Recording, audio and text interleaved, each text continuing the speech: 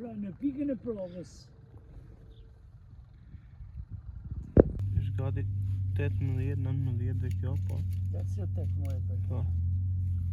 18.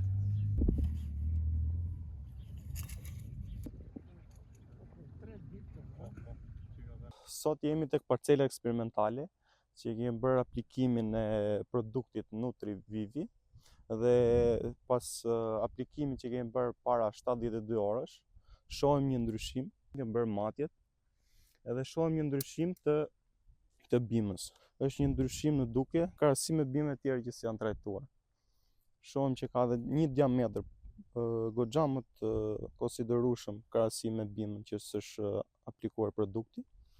Dhe le të themi që ky është një produkt që ja vlen ta përdorësh në parcela ose në bimë të aromatike siç i kemi ne këtu. Kemi ngritur këtë eksperiment tek kompania Biobesit për të parë efektin NutriVivi lidhje me disa parametra biologjik të zhvillimit të bimës. Duke bërë krahasimin brenda 3 ditëve në pikat e ngritura të eksperimentit, ashtu siç ndodh kjo në këtë parcelën që ne nuk e kemi përdorur NutriVivin me parcelën tjetër që është përdorur NutriVivi, vëmë re këto ndryshime. Nëse këtu në matjet që kemi bërë biometrike, që kemi bërë këtu, diametri kurorës saj ka një lëvizje rreth 1 cm, po kështu dhe lartësia e bimës rreth 1 cm, është ndryshimi në krahasim me matjet e para. Ndryshe ndodh situata, domethënë tek bimët që janë trajtuar me biopreparat.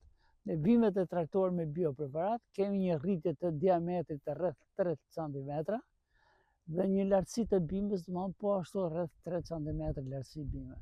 Kjo tregon në pamjen vizuale që edhe ngjyra atje ka një uniformitet dhe një ngjyrë të theksuar jeshile dhe një rritje pothuajse në tërësi të bimëve të trajtuara.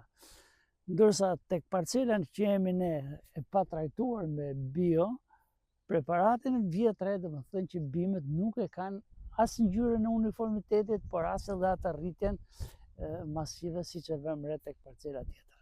Pra gjithë ndryshimi ka ndodhur për një periudhë kohore shumë të shkurtër, që ne prandaj ne presim rezultatin, domethënë efektin e NutriVivit edhe këtu e presim që të jetë shumë i lartë dhe shumë efektiv, edhe i prekshëm. Më e lartë, 27 te kjo.